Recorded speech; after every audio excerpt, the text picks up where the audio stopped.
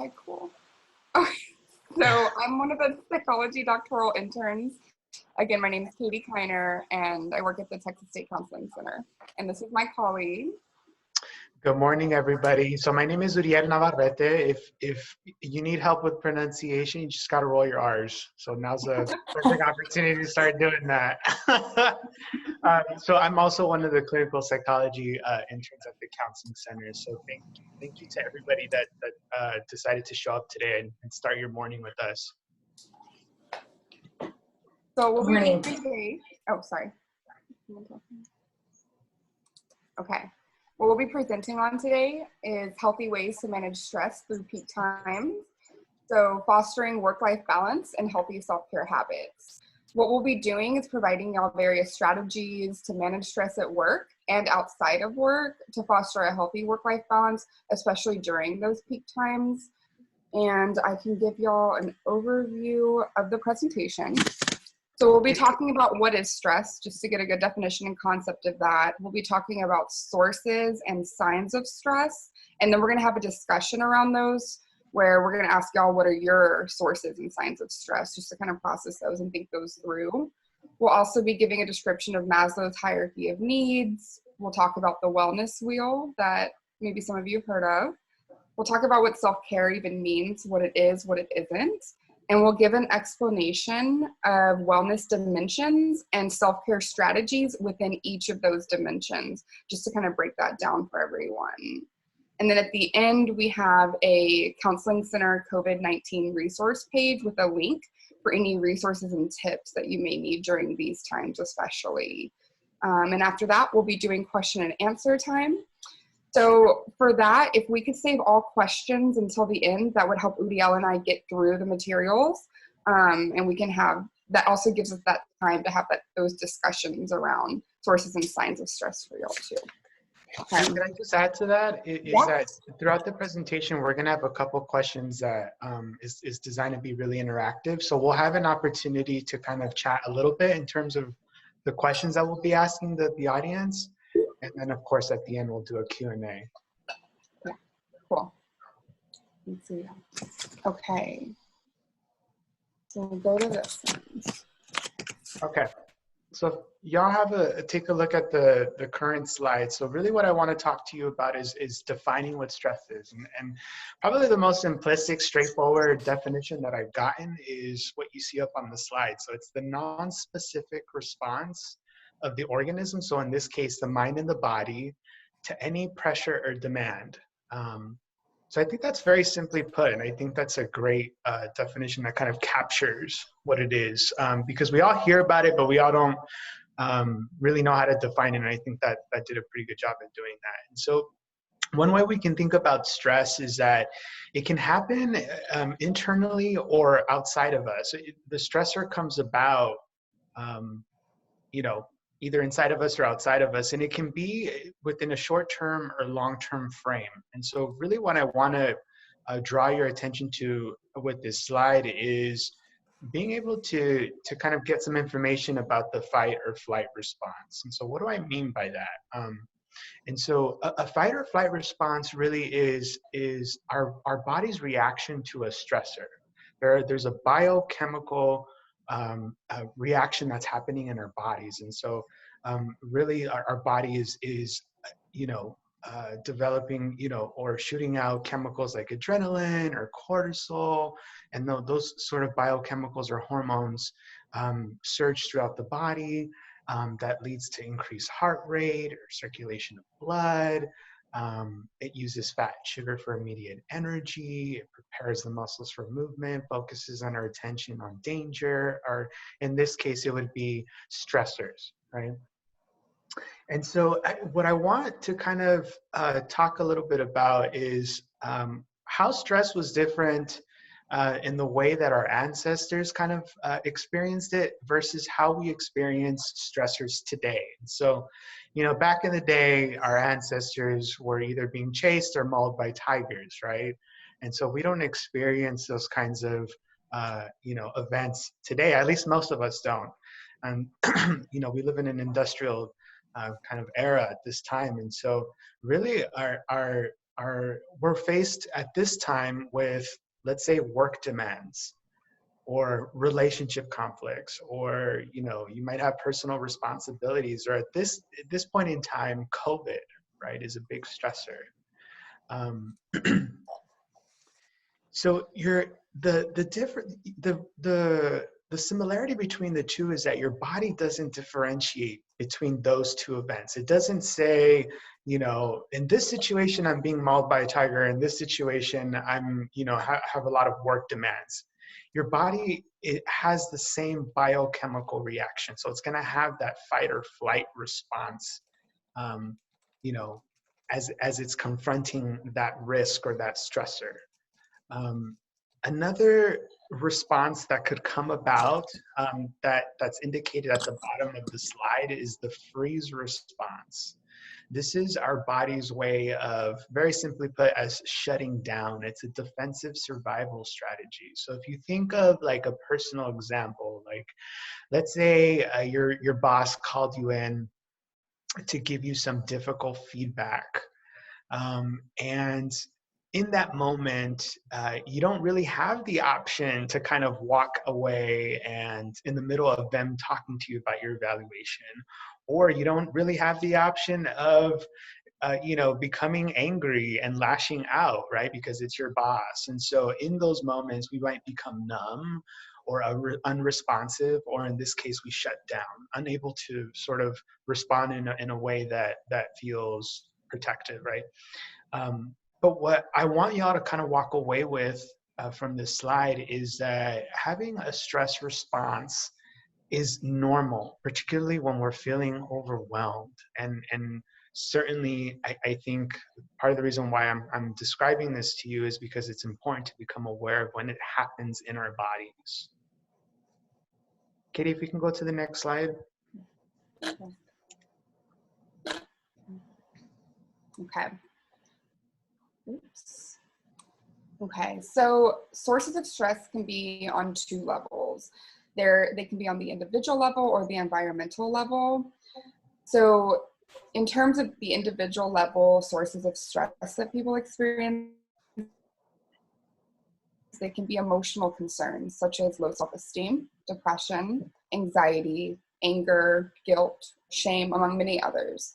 And another source of stress on the individual level can be chronic illness or injury. It can be things like temperament and personality that each one has, because that can be different for everyone.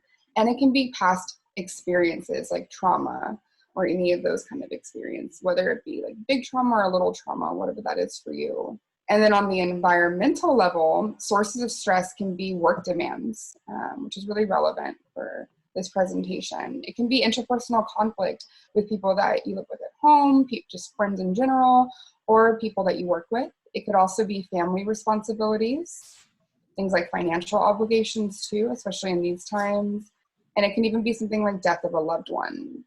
And on that environmental level, some other sources of stress can be sociocultural factors as well, like having a minority status, lack of social support and connection in your life, and then also political climate, which has been really relevant too.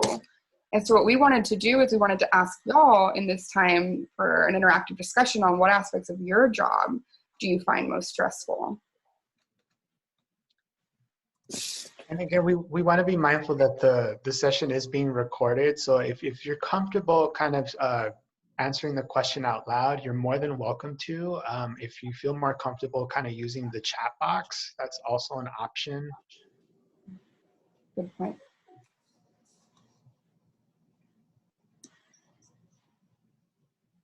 So I'll share, if you don't mind. I think everybody's kind of experiencing the same thing right now. Everybody's facing some upheaval and some, a lot of huge change to the workplace, where we're working, how we're working, technological issues. So it's just a lot of change everyone's facing at once, which is a stressor in itself.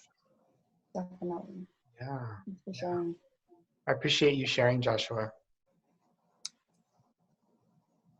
Anyone else kind of want to talk a little bit about what might be stressful in terms of their job? So in the chat, someone says lots of change and deadlines. Yeah. Yeah. I think so much of our work tasks have definitely shifted considering the climate of today, right, with COVID. So I think those are all excellent points. Does anyone else want to kind of share a little bit about what might be stressful in terms of their job at this time? Working from home. Mm-hmm. Yeah. Could you say a little bit more, Meredith? It seems like that, might be fun. But then you realize I'm not doing the same thing that I am normally at work, and I'm having to make sure that all of my hours get logged, and you're having to watch your hours and maybe even go over your normal time that you would be at work so that you can get in your hours, because things at home pop up that wouldn't necessarily pop up at work. Yeah, this has really changed work identity is something you touched on too there. Like, you're doing different things that you usually do, and definitely having those external factors at home can just cause more stress, and then you're having to work longer than you're even being paid for or logging as hours. Thank you for sharing that. I also think it's difficult to encourage students when you're stressed yourself. So just trying not to reflect that while also being honest. Yeah, Julie, I think that's an excellent point. I mean, I think you're right. I think it's very difficult to support someone in their struggle when we're struggling ourselves, or when we're in what we talked about in terms of a stress response. Absolutely. Anyone else? Everything takes longer working from home while everyone else is also home, juggling kids, school, and work. Not having the resources to work at home. Days when technology does not work and you have to restart, reboot, or simply do a walk away. And I like that. The friendships and relationships I have in the office. Yeah, that's a good one too. I think that a lot of us can relate to that. At least I can say I relate to that as well, especially that missing the social connections that work brings. And I think another point that was brought up in that one is that some people have many responsibilities they're having to manage at one time, and that the expectations to get the job done may need to be shifted too, to be able to get things done and to reduce that stress. And I liked that walk away part, because that's a really good self-care strategy, is to be able to just shut the computer and say, I need to walk away for a little bit to take care of myself. Because how can we do anything without doing that? Thanks for sharing. Yeah, I appreciate everyone for taking the time and for being vulnerable and sharing. Definitely. Thank y'all so much. Okay, let me see. Nope. Okay. So this slide really talks about signs of stress. And so what I've identified here are 3 levels of stress. And so the first level you can see is on the physical or bodily level. And so we have or experience a number of physical symptoms. And I think this is an important point to make, y'all, is that this is really about building self-awareness about what comes up in the body when we're feeling stressed. And so there's and again, this list isn't exhaustive. It's just meant to kind of present to you some of the common symptoms that might come up for folks. And so one of my favorite ones here is gastrointestinal issues. Our tummy starts to hurt, or we get real gassy or bloated, or we start to experience pain in our body, in our joints or in our bones, or throughout different areas of the body. We start to feel tense. Or we have trouble sleeping, or our sex drive has plummeted. We start to feel really tired and groggy. And if we move on to the next level, we can look at the psychological piece. And so really, stress has a huge impact on this level of our functioning or of our health, right? And so some of the common symptoms or conditions that might come up psychologically include, sad or depressed or low mood, feeling, chronically worried, or on the edge, like something bad's going to happen. We might feel like our thoughts just continue to race. Or, we have trouble remembering stuff. We're really forgetful, or we feel unfocused. When we're stressed, we also start to really lack a sense of creativity, that, the things that kind of bring us joy are no longer bring us joy. And then we also start to make really poor decisions in life when we're feeling particularly stressed.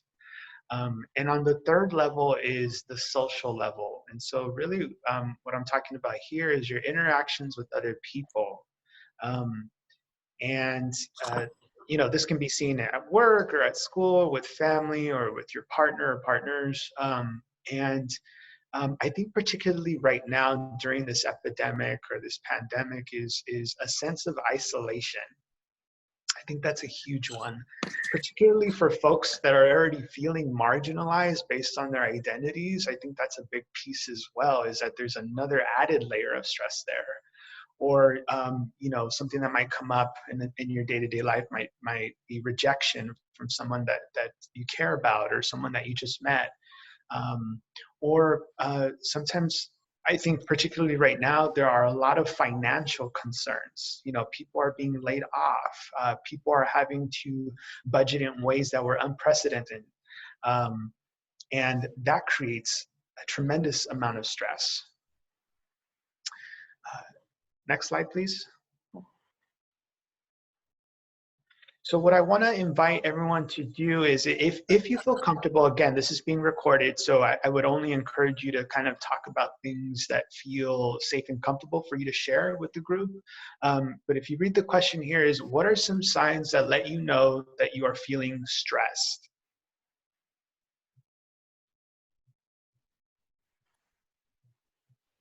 And again, this is going to be in regards to the 3 levels that I talked about. So really looking at, what are my physical signs of stress? What are my psychological and social signs of stress? So we put up the prompt, so just to kind of help you all out. Thanks, Katie. I definitely have noticed difficulty sleeping.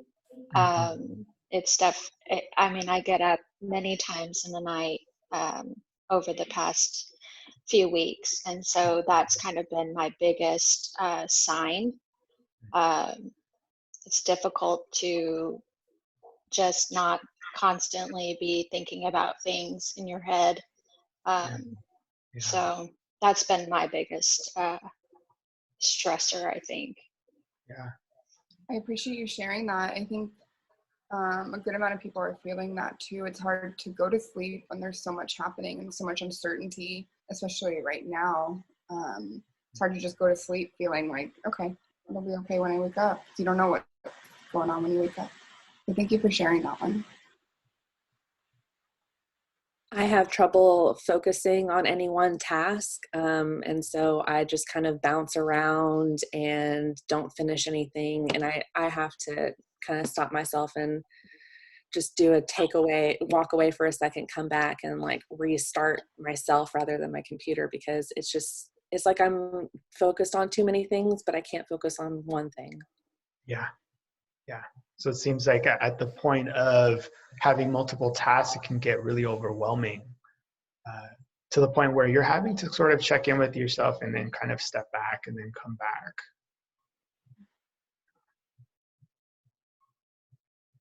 It can feel hard to prioritize things when everything feels like a priority.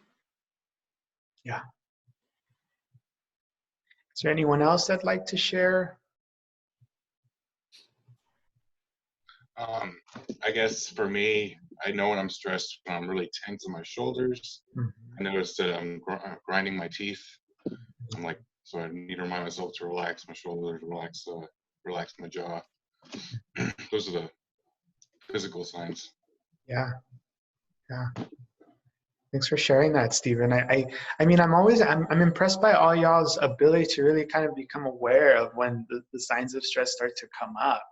And I think that's that'll be a tool, I think, in your favor as we continue to kind of go through these slides and talk a little bit about why it might be important to become aware of this kind of stuff.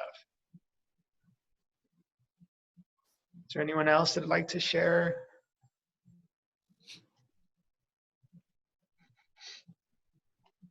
Okay. I know there's stuff coming up on the chat, Katie. I'm not sure if you want to address that now or some other time, or. Katie, are you there? Yeah. Can you? Oh. Okay. Yeah. I'm trying to find the chat. Yeah. Oh, I've been trying to like read them and I was on mute. Sleepy and tired but can't sleep. Exhausted, insomnia. Stomach has been hurting, feeling emotional. Bumping heads with family members, getting overwhelmed easily.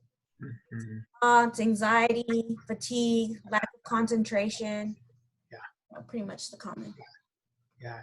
Thank you all so very much for being vulnerable and for sharing. I think really what this is telling us all is that we're not alone in this situation, that this is a collective experience by many, many people, if not most of us or all of us.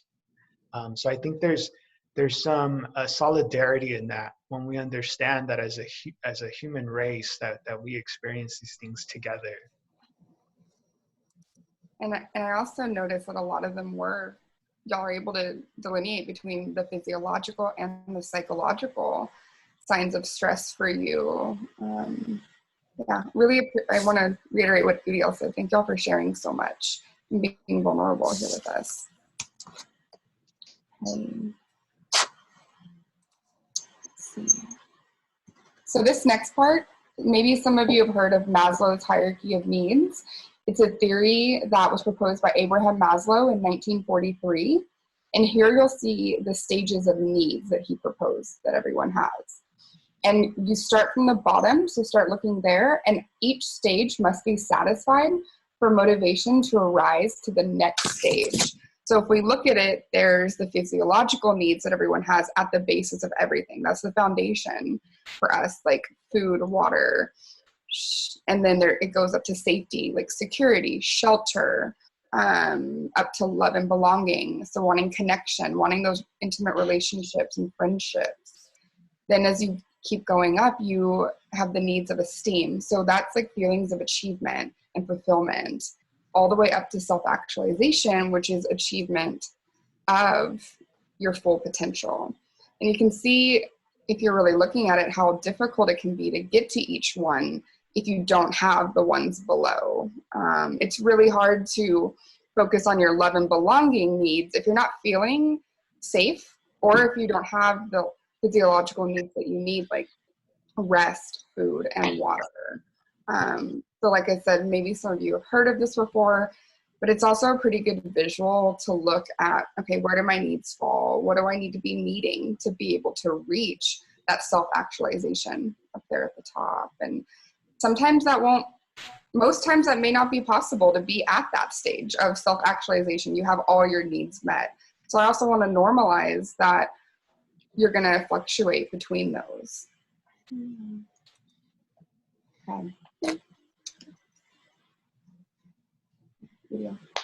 So what I want to draw your attention to on this slide are the dimensions of wellness. And so what I want to say about this is that wellness is a lifelong process. It is not a destination at all, folks. It's a way to engage in life. It's aspirational, and it's on a continuum. So you want to be able to make decisions that promote positive wellness in each of these areas in a way that maximizes your work-life balance. So, we won't have time to do it today, but if we were in person, we'd probably have y'all fill out an assessment. There is an assessment that's attached to this wellness model. Maybe Katie can provide it at the end of our presentation if y'all are interested, to kind of do some self-reflection. And yeah, it's an assessment. It's like the Princeton Wellness Assessment, and it allows you to just look at, where am I really self-caring, and maybe where are some areas that I could be focusing more on. Mm-hmm. Yeah. So Uriel found this great quote that you can see at the top. It is not the potential stressor itself, but how you perceive it, and then how you handle it that will determine whether or not it will lead to stress. So that's important to remember sometimes when thinking about self-care too, of how can I take care of myself when I am feeling a certain way to maybe hopefully mitigate those feelings of stress. So self-care, we kind of want to just explain that, because I think that word's used a lot and some people may not completely know what that means, even though it seems pretty self-explanatory.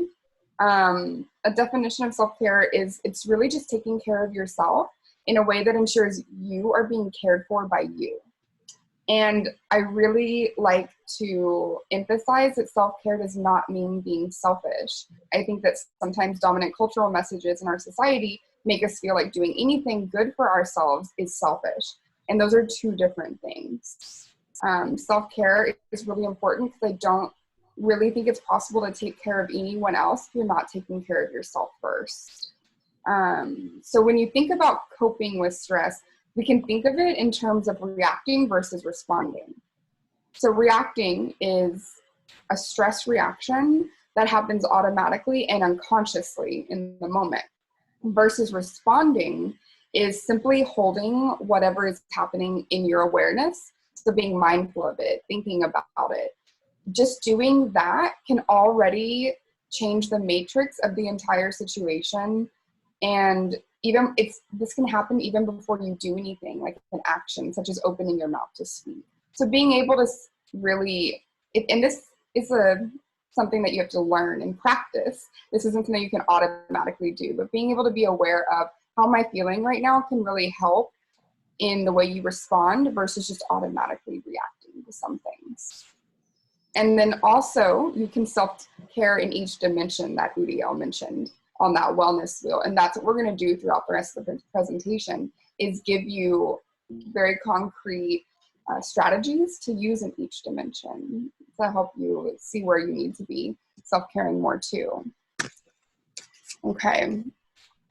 Something I want to say though before we move on to each of those dimensions is that self-care really needs to become a habit for it to work. It's kind of like anything else that we learn or do, or patterns of behavior that we have. If it becomes a habit, it becomes more automatic and easier to do for ourselves. So really trying at the beginning of implementing self-care can be really important. And there's a lot of benefits to self-care, such as it helps you prevent burnout, which a lot of us feel, especially when we're working, and especially in these times where we're not just have all those responsibilities, but also have all the adaptations and flexibility we're having to do. Self-care also maximizes your potential in all areas of life. It can improve your quality of life. It increases your physical and mental resources to manage stress. Okay. Katie, can we go back to the self-care slide? I just wanted to add a comment. Just in regards to habit change, and I'll tell you a little bit about what the science says about that as it relates to self-care, and the way that Katie packaged it is what we know about habits is that in order for them to stick, that we want to start with really small, gradual, realistic changes in our behavior. Otherwise, oftentimes, if you've sort of looked at when you make a New Year's resolution, and that resolution is like a grand, big goal, and then that goal ends up being unattainable, well, there's reasons for that. And what the science supports is that if we start small, if we set realistic goals, if we set goals that are attainable, then they are more likely to stick over time. And in this case, self-care. Okay, we can go to the next slide. So this slide is really talking about the physical wellness dimension of the wellness wheel. So this is one of my favorite dimensions to really address. It's something that I feel like is very important, and I think it addresses the physiological responses that we have to stress.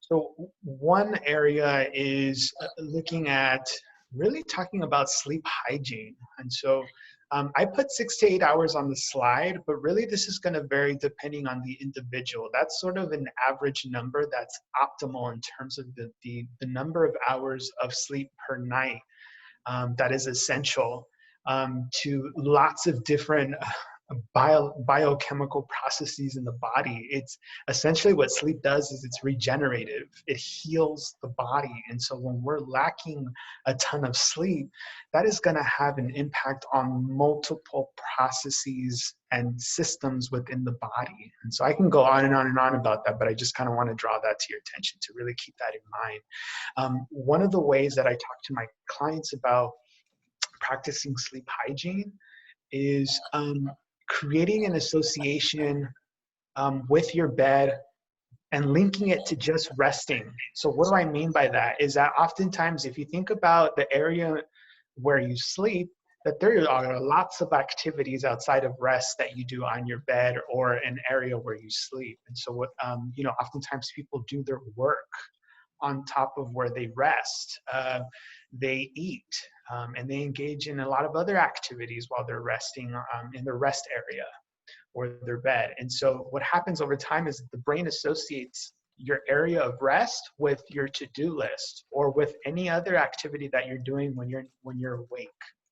And so it's important to kind of reprogram the brain to associate your resting area with rest. And so one helpful tool with that is that you only want to associate your bed with romance or rest. And then one way is to kind of remove all the technology from your bedroom if you're able to. Of course, I know that's not always possible, particularly at this time. I realize that there are some limitations with that. But if you can, I would highly recommend that you do that. And then the next one is intuitive eating. I think that's pretty substantial one that we can start engaging in as well. And so I'm not going to talk to y'all about nutrition. That is completely out of our scope of practice, but I can just tell you a little bit about intuitive eating and how that kind of lends itself to the psychology of eating. And so oftentimes when I'm working with clients, and you don't have to have an eating disorder to have a certain kind of relationship with food that kind of gets in the way of, enjoying food or kind of taking in sustenance within your body when you're eating, right? And so intuitive eating is, simply put, mindful eating. It's being able to really enjoy your meal, but outside of that, it's taking your time ingesting the meal, right? Because our, what I call our top brain, right, within our head, is it takes us about 20 minutes to come to a bodily awareness that our tummy is full. And so if we're scarfing a meal down, haven't you ever had an experience where you're scarfing a meal down and you're like, oh man, I'm still hungry? Well, it's because you haven't hit that window period where it's been 20 minutes, one, and your head brain needs to be able to engage in the meal, be able to look at the meal and smell the meal and taste the meal and really engage in all those senses as you're engaging in the activity of eating. But one concrete kind of scale that you can use to kind of measure fullness is a scale of 1 to 10, with 1 being, I am so hungry, any food that passes my eyes, I will devour. With 5 being just at a place of like, okay, I think I'm okay. And then 10 being like, if I rolled over, my tummy wouldn't move. And so you can kind of picture that as sort of like a concrete scale to kind of measure fullness.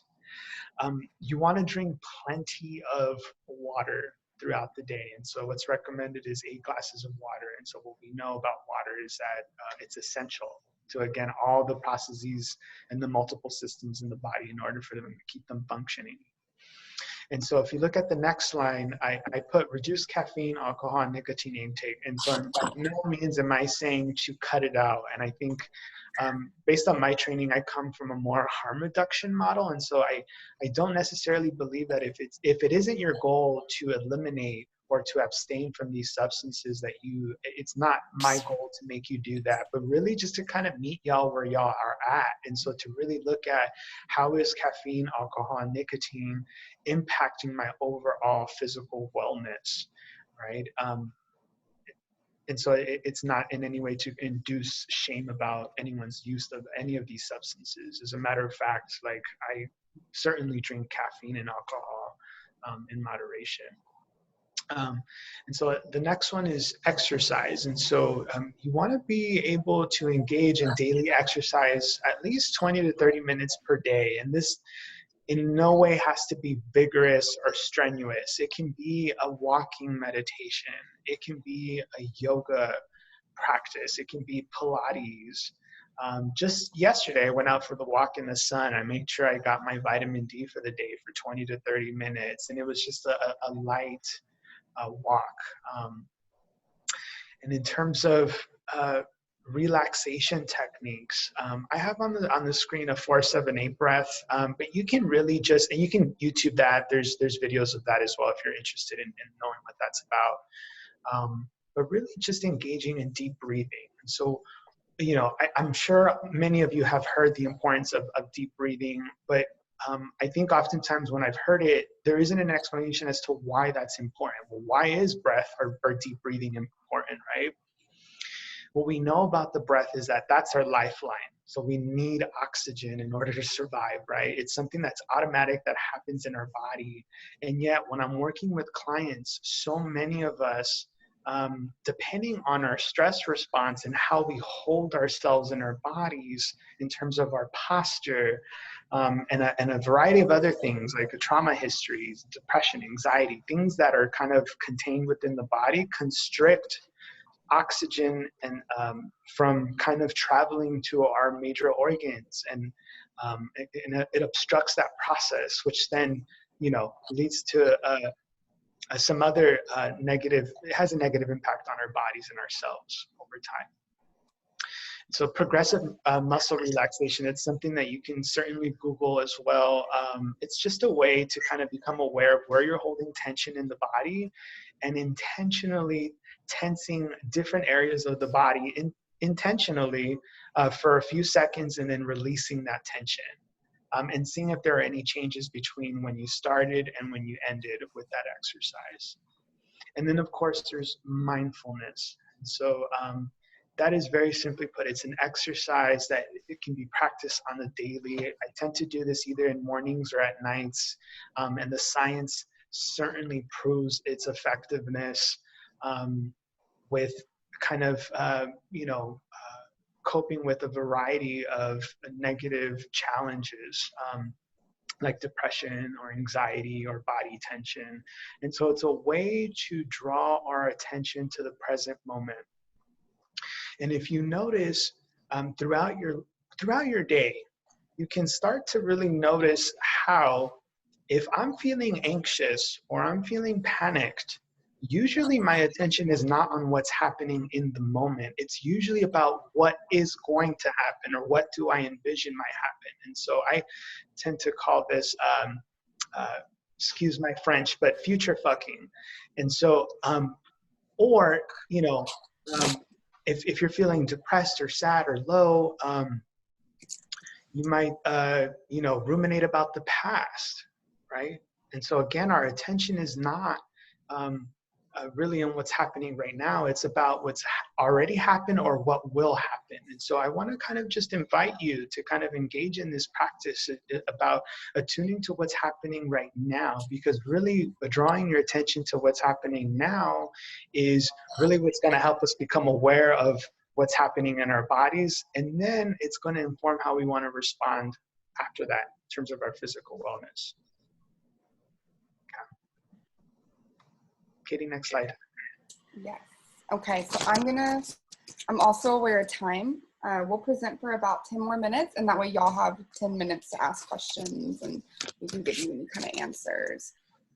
So environmental wellness entails cultivating a safe and healthy environment, responsibly using the resources available to you, whatever those are for you, and making appropriate changes when possible. So some strategies for environmental wellness, which is a wellness dimension that I'm not sure a lot of people do talk about, especially when we're talking about self-care. Some of these strategies can be to ensure safety and security for yourself, which you can do by protecting your personal space, wherever that may be. As I think of this, especially now during the COVID times, I think that we already have like a physical distance we need to do, and I think respecting that in others is like a way to also ensure you're getting your own personal space and safety and security that you're wanting to. Another strategy is prioritizing your like physical well-being, and that can be done through utilizing the healthcare benefits that we get through the university, which I think are incredible. I don't think a lot of employers offer these type of like benefits that we have. So that can help with the environment too. Managing your finances is another strategy. And this can be done by establishing a financial budget or talking to a financial advisor. I know right now finances is probably a pretty big stressor for a lot of people. I know a lot of us have our jobs right now, but it's still helpful to talk to someone about how do we manage our finances now, since we don't know what's happening in the future. And then another strategy is transforming your home and workspace. And right now that's the same space for most of us. And so that can be done by cleaning out clutter, reorganizing your space that you're going to work in, revamping your space. And something to Udiel's point is also try not to work in a space that you relax in, because you're going to want to try to delineate between work and life. Like just activities and responsibilities. So not working in bed or on the couch is probably more helpful to have a workspace around you. And you can put little motivational quotes, or you can, like I have little sticky notes just to keep me going sometimes. I'm telling myself I can do this. So make your space your own. Put things that you like. Put little figurines you may have had in your office, put them around your workspace too, if possible, just to try to build that environmental wellness right now too. And a big important strategy, especially right now, is to remain flexible and open, because we don't know what's happening with our environment right now. And so you can control what you can control, and making sure you do that. So, yeah. Okay, thanks, Katie. Yeah. We want to go back one more, Katie. Cool. There we go. So I'll be covering the social wellness dimension. And so really this is about cultivating a support network, being able to manage conflict within your relationships when it arises, and then also being able to develop a sense of feeling like you belong to that particular group of people that you're connected to, or that one individual that you're connected to. And so I think this becomes very, very imperative. I think that particularly at a time of the COVID crisis, is that some of the regulations have been called social distancing. And really, I want to make the distinction here is that it really shouldn't be called social distancing. It really should be called physical distancing, because we don't want to eliminate our capacities to build those connections with other people. And I can't emphasize enough how important connection is, even at this time. It's imperative, particularly because we're stuck at our homes and we're not getting the face-to-face interactions, and we're having to kind of work within the limitations of technology, right? Is that although technology has been really helpful in terms of kind of doing like video chats and FaceTime and things of that nature, that it doesn't fully supplement the face-to-face. However, again, I think that it's helpful to be able to text your loved ones and email them and call them and, video chat with them. And I think that that will sort of help you kind of cultivate those connections. And, ultimately we're hardwired to connect with others. We're not born in a vacuum, and we're not born in isolation. And so it's, again, I go back to, the ways in which we're biologically hardwired, which is to connect. And so you want to be able to do this by, particularly now there are online communities, whether they're with your religious congregations or if you play sports or with your coworkers. Is, just the other day I met up with some coworkers and we did a group chat on video on Zoom. I think that was a great kind of substitute to what we would have been doing in person. And then, I realize that interpersonal strain is going to come up in your relationships at this time. And so what you want to be doing is being able to broach conflict with others in a way that feels assertive, compassionate, and authentic to what your experience is. We won't have too much time to go into detail about that, but if y'all have a Q&A at the end, we can definitely go into it with more detail. Okay. Next slide. Sorry, guys, I just realized that, okay, wait, no, I'm already on the wrong slide. Sorry, I was on the wrong slide for that environmental wellness strategies. I wasn't able to see that. Thanks for bringing that up in the chat. Okay, so for emotional wellness, this consists of understanding, expressing, and meeting your emotional needs in a constructive way, while also being able to self-soothe during difficult times. So for me, and I may be biased because of my field, this is a really important one. Emotional wellness strategies can include allowing yourself to just feel your emotions in a safe space. It can be that small step. That is a good step to start with, is letting yourself feel the emotions that you have. Also, expressing your emotions is another emotional wellness strategy, especially to those that you trust. I think that's a really important part. We're not here saying go tell everyone all your emotions. I think talking about your emotions and expressing them to people you really trust is important. Another strategy is to authentically communicate how you feel, whether that be smiling, laughing, or crying. Research actually shows that smiling, whether it's real or forced, can actually change your mood because your brain can't tell the difference, since your facial muscles actually send positive feelings to your brain. And so I loved when I read that. I thought that was really interesting. So sometimes just trying to smile may increase your mood as well. Another strategy is to support others through difficulty and triumph, because research shows that helping others or in celebrating others helps you feel good about yourself too, and it really increases optimism and hopefulness in people. And then one that's really important to me that works well for me, because some of these may help you, some of them may not be as helpful. So I think it's finding which strategies really work for you as a person. But one I really like is practicing self-gratitude. So research has linked greater appreciation and gratitude to experiencing a more fulfilling life and positive emotions. And an exercise that I've done in the past, which has been really helpful, and that I tell a lot of our clients and students, is the 3 good things exercise. And some of you may have heard of this. And it involves every night, just before you go to bed, sit down, and while you look back at your day, try to think of 3 things that went well for you. Write them down or just really reflect on them, just to look at them, and it really can increase your appreciation and emotional wellness by doing this. Another strategy is practicing self-compassion. So this means being supportive and kind to yourself, in which you're giving yourself the same break that you give to others. It's really telling yourself something Udial said earlier. It's saying, I'm human, and it's okay that I feel these ways. A lot of people feel this way too. It helps you in this. You can also pay attention to perfectionism self-talk versus healthy striving self-talk. Perfectionism self-talk can look like, nothing fits, I'm ashamed of how I look, I need to look better to be worthy of love and belonging. While healthy striving self-talk is telling yourself things like, I want this for me, I want to feel better and healthier. The scale doesn't dictate if I'm worthy of love or respect. And so I want to do this. I can do this for myself. There's a big difference in those 2 different kinds of ways that you can talk to yourself. And if you're giving yourself that healthy self-talk, you're really increasing your self-compassion too.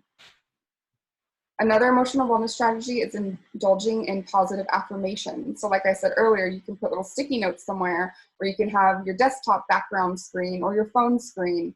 Tell yourself things like, I can do this. You got this. You're amazing. Just giving yourself those positive affirmations can really increase mood too. And we already talked about mindfulness, which is really good in alleviating distress, and it involves expressing your thoughts, emotions, and sensations in the here and now.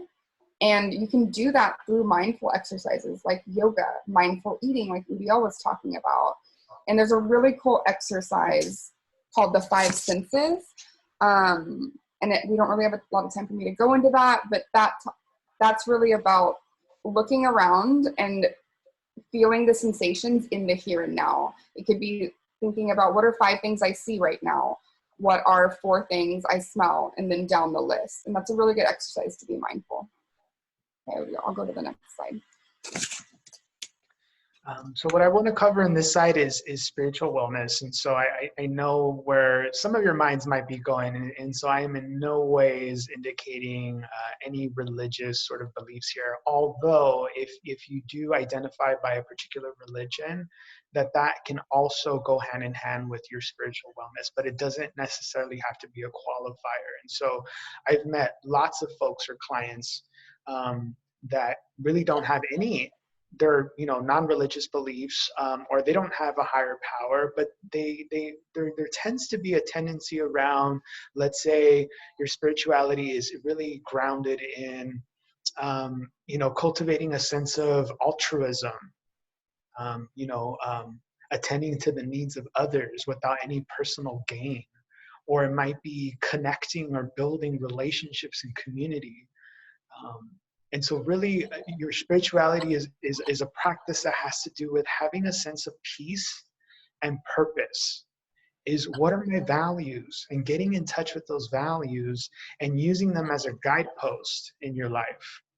So I think one helpful exercise there is to really kind of do a self-inquiry and to really jot down on a piece of paper or whatever it is that you are, typing this out, is really exploring and clarifying, what are my values, and how am I practicing my values, and are they consistent with is my behavior consistent with how my values are or what I believe? Sorry. Yes. No, that's okay. And then if we can go back one second. Okay, there you go. And then one way, at least one of the ways that I have found, to kind of exercise this part of wellness is by engaging in prayer, or by meditating, or by being mindful of what might be happening, connecting to myself in that process. Connecting to others is a spiritual practice for me personally. But again, this is not designed to be cookie cutter. This is really individualized to the person or to y'all individually. And so I want to be able to kind of emphasize that piece while I'm talking about this.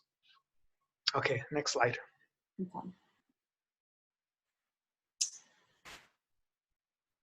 Okay, so intellectual wellness is engaging in mentally stimulating and creative activities. It can be expanding your knowledge and feeling competent through various forms of learning and sharing that information with others.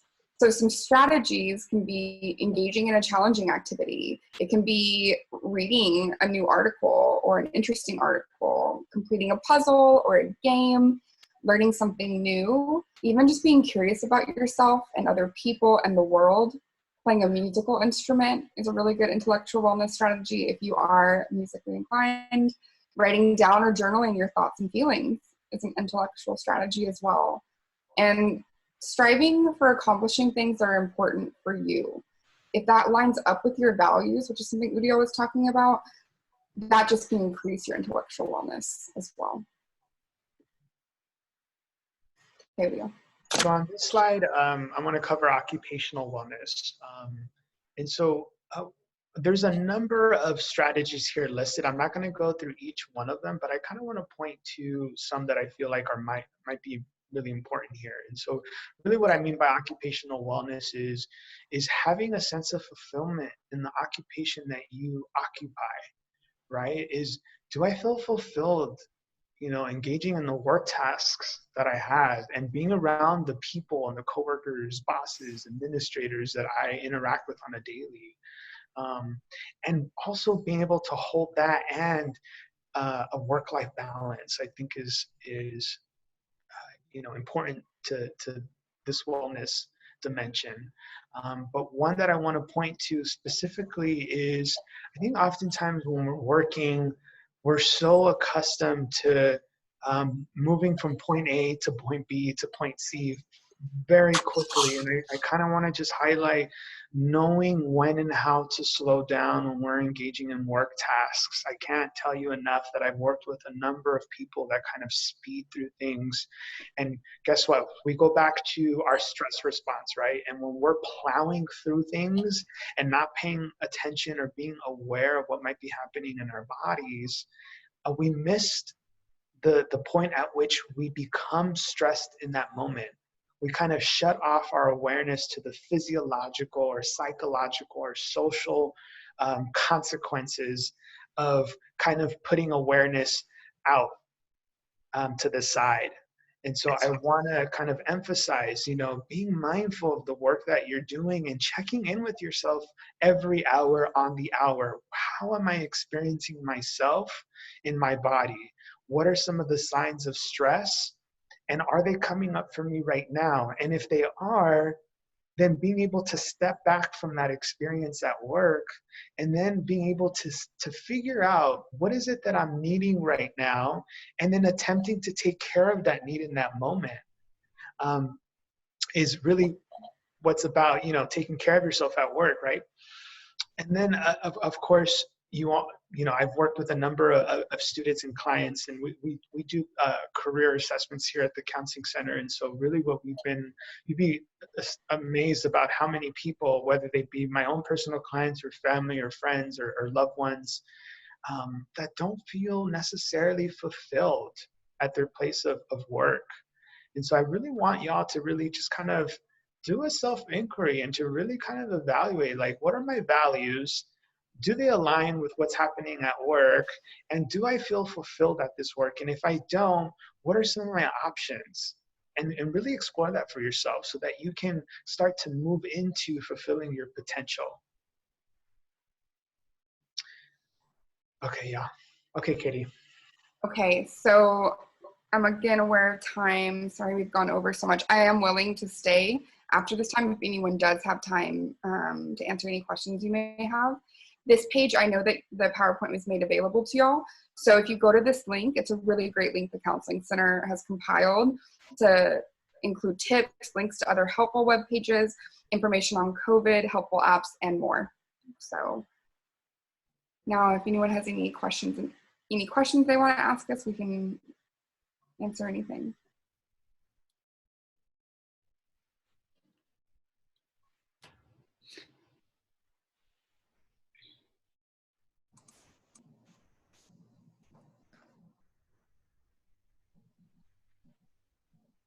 And it's okay if y'all don't have questions. Elizabeth, are there any questions on the chat by any chance? I am.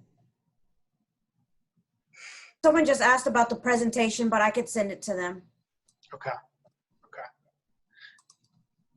Does anyone have any questions or concerns or anything that they feel like we needed to elaborate on, or something that we missed, or some burning question that y'all might have?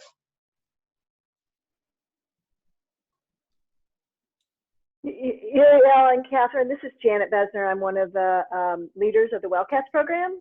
I just want to say thank you so much for taking the time today to present this information. It's awesome, and it's really consistent with what we try to do in WellCats. And I just want to mention to the listeners that there's a lot of resources on the WellCats website as well. We're under Human Resources. You can just Google WellCats in the Texas State search engine. We have a ton of resources, and we're adding more every day that are very consistent with some of the things that you recommended. So thank you so much. Really appreciate you guys taking the time to do this. And obviously it's a really important topic right now, and we're here to help as well. So thank you very much. Thank you, Janet. I really appreciate that. That was really kind of you. Yeah. Very sweet. Yes, thank you. And I've got some things that now I'm going to look up, like the muscle relaxation, the 4-7-8 breathing, and some things to look into. And I appreciate that. Yeah, absolutely. I'm glad that we could help. We love doing this kind of stuff. Someone said, thanks for the information. I think it's helpful to know we are all feeling the same and trying to adapt together. Never mind. That was it. She asked about the PowerPoint. Yes, that's something to remember. I want to normalize that most people right now are feeling especially heightened emotion and stress right now too. But even before this, I think a lot of us share a lot of stress and anxieties, and it's just maybe some people aren't sharing them as much. So you're not abnormal if you're feeling stress. I'm sorry, there was something on the chat. It said, can we up the amount of F-bombs? Oh man, that's hilarious. Can I, hello, Yeah, go ahead. This is Shauna McCadden. Can I mention something that I think I found helpful in our meetings, that we've had a lot of meetings lately, is that we take time to just check in with each other instead of just getting into the agenda. Take a few minutes to see how everyone's doing. You know, not to be too long-winded, but just check in, see how people are doing before we actually get to the work piece. That's a great point. Right now, we are not just, we're people, and we need to be checked in with too. I love that y'all are doing that. It's wonderful. Shauna, that's really kind of you to say, and I think that's very intuitive as well. Is like, I think we get so caught up in our day-to-day work demands and all the responsibilities that we hold that we forget to really check in, as you said. And I think that is a vital piece to kind of cultivating our relationships with not only our coworkers, but just with everyone and ourselves as well.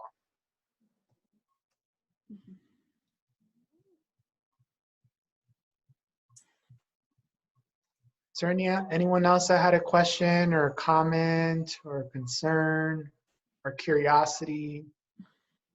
I know we've gone over, so I apologize.